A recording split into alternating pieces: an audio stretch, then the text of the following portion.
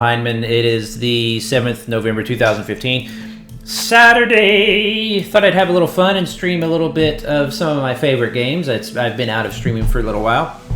So thought it'd be cool to go ahead and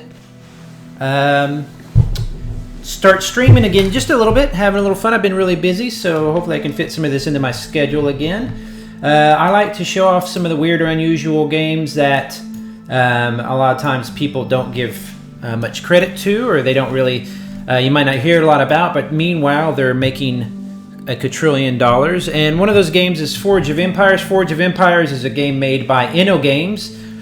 InnoGames is a German-based browser company. This is in my browser. I'm in the Chrome browser right now. It also works wonderfully, and I mean amazingly well, on the tablet. In fact, I kind of prefer it on the tablet. And I was actually capturing some video. Now, thanks to YouTube Video, you can capture video and stream live from your Android tablet. So I'll be testing that out sometime this week. But anyway, what was I saying? I can't remember. Yeah, so this is a browser version. They also make several other titles. If you go to innogames.com, you can get tons of information. They're all free to play. I've spent some money on like gems and coins, diamonds, whatever they're called. But I have found that money is not required. I would suggest that if you play a lot, you do give them at least $5 or $10. It's only fair. That's how they make their money. So it's really inexpensive though. You spend some on diamonds and you really don't. You really do get a good deal. It's like $250 for $5, whatever. So no big deal. Anyway, so I thought I'd show a little bit about the game, about how it works. It's what you would call a pseudo MMORTS. An MMORTS is a massively multiplayer online real-time strategy game, basically a city builder with other players. Typically, though, in order to be what you would call a true MMORPG or RTS, you'd have a map where players are like literally you can send goods to, and it's more of the key here is persistence. Forge of Empires does not necessarily have that type of persistence. It's more that your city here is alone, and people can message you and interact with it and stuff. But it's not like a real persistent world. Now, there is some more persistent elements now with the Guild Continent stuff. I'm not going to stream the Guild Continent stuff because I don't want to give it away any information, or I don't know if it's even a thing. I haven't done enough of the Guild stuff to see if it would be an issue for my guild to show that. But so it's an MMORTS-ish game where you build your city and you go through different ages. Right now I'm in the early Middle Ages, but I do have elements of the Iron Age, for example, here. I used to have some elements from the Bronze Age, I think. Bronze Age, right there, Dye Works. So I have some older buildings that I will replace over time. As you move through the different ages, your buildings actually change, and then you can probably go, let's go to my neighbors. Let's go to my neighbors' houses here, and let's see if we can see something else. As you go to other people's layouts, you'll see that they might have newer buildings. They can go all the way up into the future. I don't know if I'll be able to see the future buildings or what, but you can see here some buildings are different looking. They have these Tower of Babel and actual things like that. So they have all these different types of buildings that come from different ages, and as you move through the ages, you actually unlock. Ooh, look, that's cool. Progressive era, that's cool looking. What's really great about Forge of Empires, one of the really great things is the little details on the artwork here. As you can see, it's flash based or whatever, and but it runs great. Again, on the tablet, it's even better. But all these little details, the people walking up and down your roads and stuff, really make it fun. If I go back to my city, I'll show you how you go through the different ages. Is you're going to go to your research tab. Research is pretty basic. You start off all the way in the Stone Age, Bronze Age. You move up through it really quick. As you can see, I opened up thatched houses, craft work. Some of these researchable, these technologies you unlock, honestly, are a little bit... Ooh, I should get that.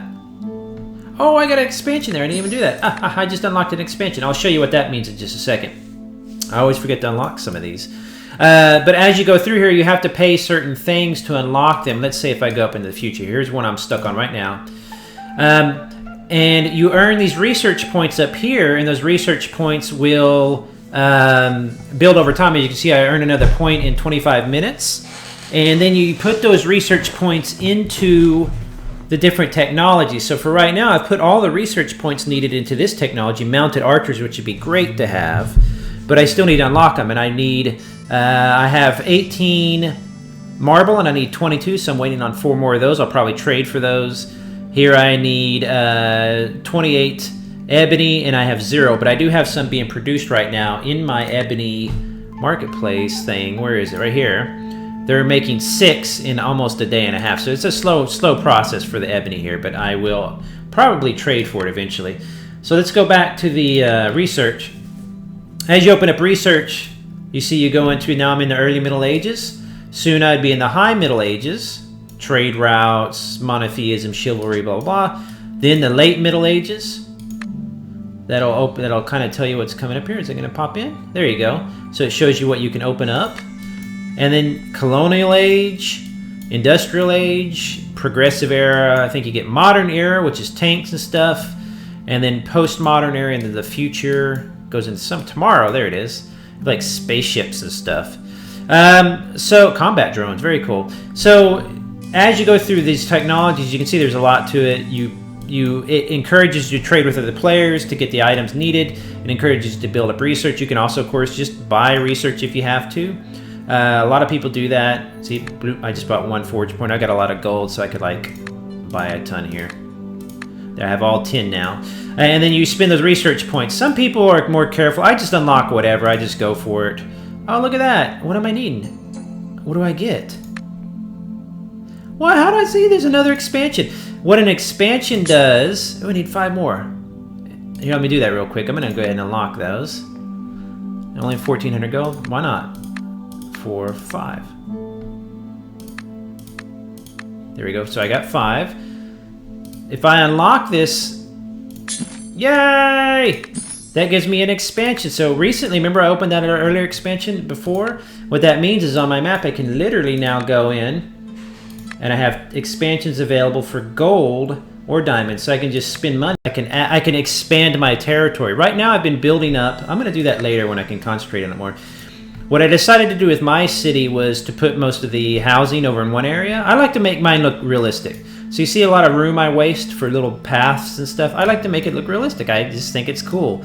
And then I put like some farming here, and then the military's over here near the bathhouse where they can chill out to get nice and feel better after a workout, I guess. And then over here is all the industrial stuff where they're all crafting. And then of course the long road here makes put the mason all the way out here since he's kind of off in his quarry. I was going to do it out over here. In fact, I should get near the water and start putting boats and stuff or whatever. So what the only way placement really seems to matter is that some items must be attached to your road. So if even one of these roads, it might. Let's see if someone. Yep. See all these that popped in here? That means they all are lacking that road. Now all the roads. If I pull away, let's say, even one of these roads, it might. Let's see if someone, yep, see all these that popped in here? That means they all are lacking that road. Now, all the roads have to connect eventually to your main castle here. So what I'll do is I'll just replace that real quick. Where'd it go? Right there. And you'll see they all have now they're fine again. If you don't have a road, some of these buildings can't work.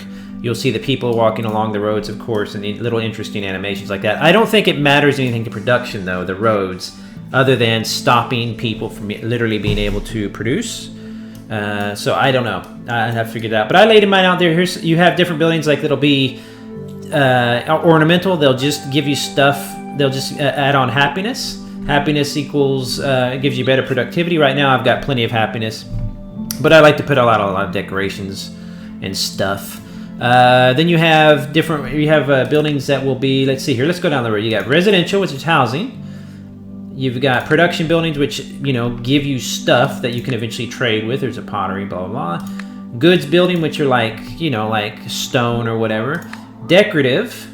Military, which are like these guys here, and I'll show that real quick, you're training your units. This is very important if you play a lot of war, if you do a lot of combat. Your roads and then your expansions. I have 2 of those right now.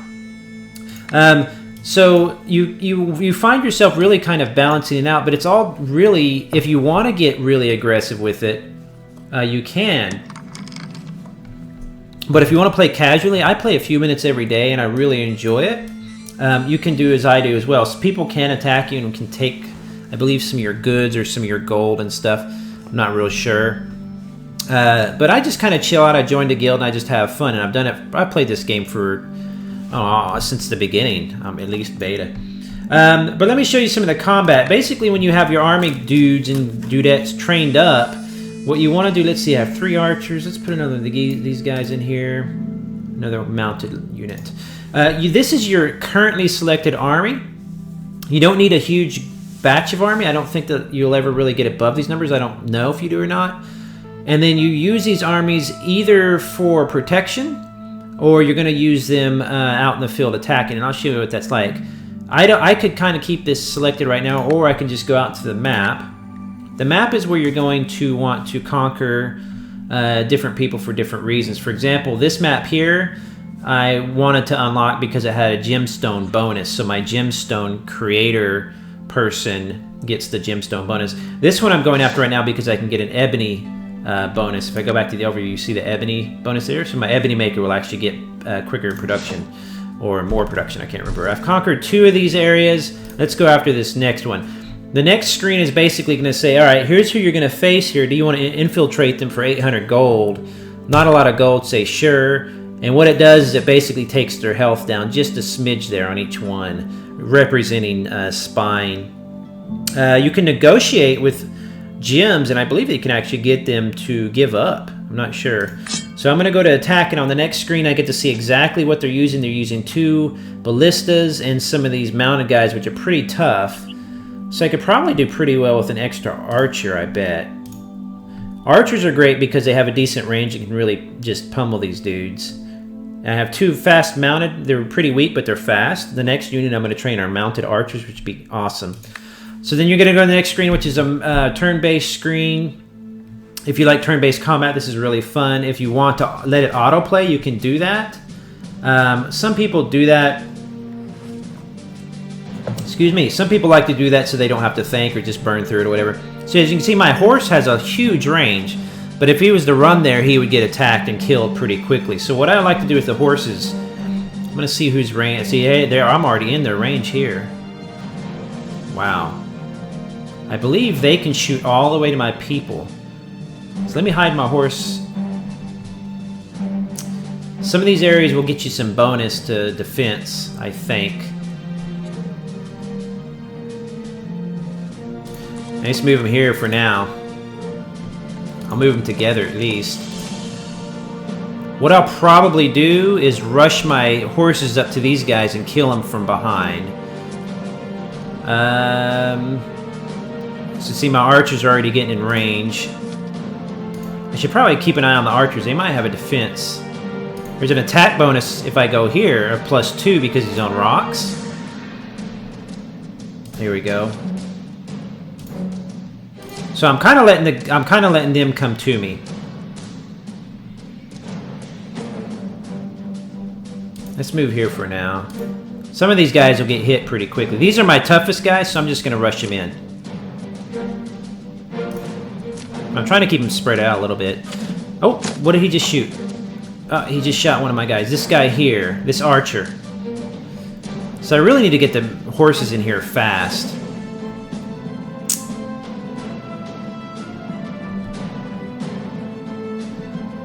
Trying to think how fast I can get him in there. Because I really want to destroy those ballistas. See, these guys are kind of slow. Which, oh, they're actually moving pretty fast. But my warriors are quite a bit tougher. Okay, so now my archer is officially able to shoot.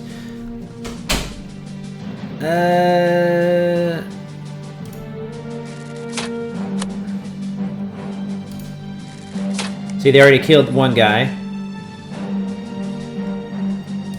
Get here a little closer.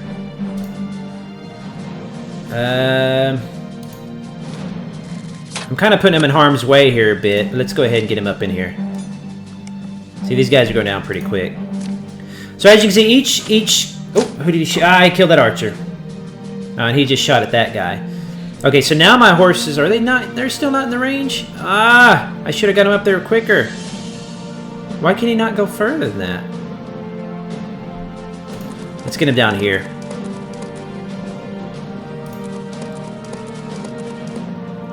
I probably should have used those horses, you know, much faster. I don't know if those ballistas are going to do any more damage. Oh, they got one guy. Okay, so we got this guy. Oop, my archery can finally start hitting on this. There we go. There we go. Already destroyed one. Oh, why did I rush that guy up there? I didn't even see that.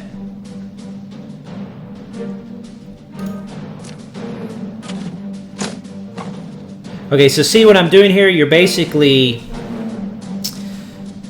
Each character you have will have a certain amount of movement, and then a certain type of attack. If you hover over it, it's going to show you their range as well as what they can do. This is a new thing where they added a little sword over the head. Basically shows me who I can attack. So instead of having to move and everything, I can just click on the attack and it's going to automatically move it for me. So that one's destroyed. Next thing I need to do is probably move this archer out of the way. But let me go ahead and get my horse in here. See, my horses are kind of weak, so I got to be careful. See, oh, dead. That's all right. We all hit the same dude. There we go. Get my guys up in there. This guy's toast now. There we go. All right. So I just beat them. There's some scores there. I'm not sure what this mean here. Blah blah blah. If you want, if you have the coins, you can actually hit these, and it'll actually resurrect. Excuse me. It'll actually resurrect these soldiers. In lieu of that, what you have to do is you have to go back to your house. To your castle. See, so now slowly I'm unlocking this whole area. Let's go back to my city. And now you're going to see that the buildings, the military buildings, are not producing anything. So you click on that and you train it. Once you unlock these slots, you can train that character. Some people will have more military buildings so they can pump out characters faster. As you can see, I can go back here and throw in, let's see what I have, 2 horses. Let's go and throw in all legionnaires. Let's do that. Let's switch him out. Put a fresh one in there. He's hurt. Let's put a fresh one in there. So I've got 3 horses. Let's try that. Why not? So let's go back to the map. Oh, and by the way, you want to once in a while click on your gold. It's very Farmville in that way, which is perfectly fine. Farmville is a perfectly fine activity, people. So let's go back and attack the map again. And so what I can do is I can actually go ahead and infiltrate, cause a little damage to him, attack it. Let's see what they have. So they have 1 mounted. They have only, oh cool, only range they have is this guy here and a horse. So I'll get one of my horses to attack that guy, and the other 2 to attack the range, and the rest of my guys will attack these 2 chumps. Let's try that. Okay, you can hit auto and it might be alright, but I'd rather not. You know, let's just, for now... See, so right now, see, look how far you can move if you just do a straight line.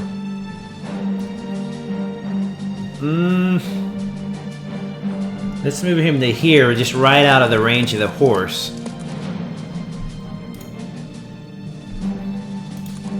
And then hopefully I'll swing down. Where's the archer? Right there? Hopefully I swing down and get that archer if I need to. That archer's probably got a decent range. Seemed to me they're being... he's got an okay range. Some of the terrain will give you defense bonuses.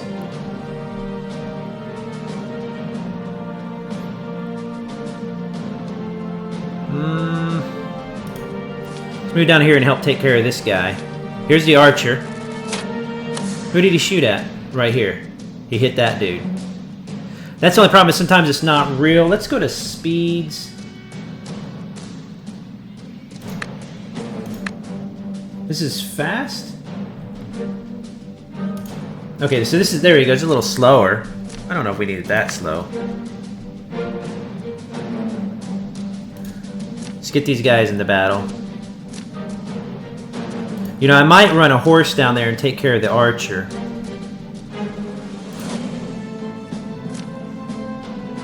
Yeah, see, so I can go ahead and take care of that archer real quick. Oh, why did he go that way? When you don't control it, sometimes they take a bad path. Let's see if I can get... Oh, why did I do that? I meant to get the horsey. Oh, the horsey, that's not a good idea. No, see, I lost a horse. Weakest person is going to be this horse, probably. Oh, I forgot I had the archer down there. Let's get the archer out of the way. I don't know.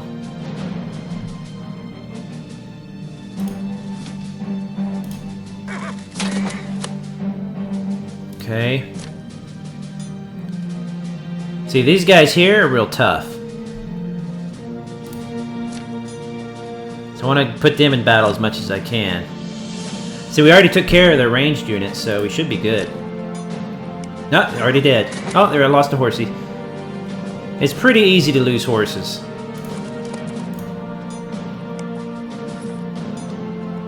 Ah, these guys are going to go down so quick.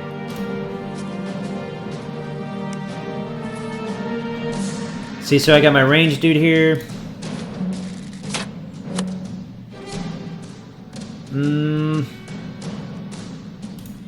Let's leave him here because he's going to block. Yeah, I just got to take this guy down. Oh, they had a double attack? I need to figure out what that means. Oh, lost one. Not him. That's tough, whatever he is. Heavy unit.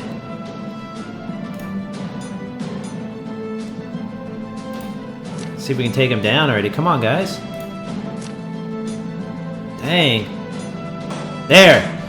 So we got that. So now we've unlocked another area of the area of land. So all I've got to do is take care of that one last one, and I'll unlock that particular bonus in that area for production. That's just a little bit about the game. Of course, you're going to have quests over here you can do. Those pop up occasionally. Oh, treasure hunt. I forget about this. This is like your daily log, and I always forget to do this. But really, the cool part about the game is it's really, really casual. Trades are really cool. You can create an offer. Let's say if I need some lumber and I'm willing to trade for some blah blah blah, I can do that. I can do it only for my guild, and then tell my guild, hey guys, can you go fill out my trade or whatever. It tells you what I have here. I don't have a lot, as you can see. It goes into like, you know, superconductors and cool stuff like that. So trading is really fun. It's not real obvious. I don't remember where it tells you who grabbed your trade or not. Like, there's a history, I believe, but sometimes the history can be so full of information it's hard to find. And then you can have your inventory, which is filled. Sometimes you'll get occasionally, like, you'll get these cool buildings occasionally. Like I have an extra soldier's barracks, right? So I can build that right now, put it down. I'll probably make some extra room with those 2 expansions and put it down. But as you can see, like I said, I like to keep kind of a realistic looking city. My people very happy. I like to make everything look like it's an actual city, not just... You'll see people who literally line up things as tightly as possible just to get them all in there, and that's kind of boring to me if it doesn't look cool. But anyway, that's a little bit about Forge of Empires. Just barely touching on it, of how you do things and everything. I thought you might enjoy that. One of my favorite titles, browser-based. You can find it at forgeofempires.com or through innogames.com, free to play. Like I said, if you really enjoy it, though, grab it on your tablet as well. It's fantastic on your tablet or phone, on iOS and Android. But if you play it a lot, throw in some money for diamonds and help them out a little bit. So, all right, thanks, everybody. I'll see you next time. Bye-bye.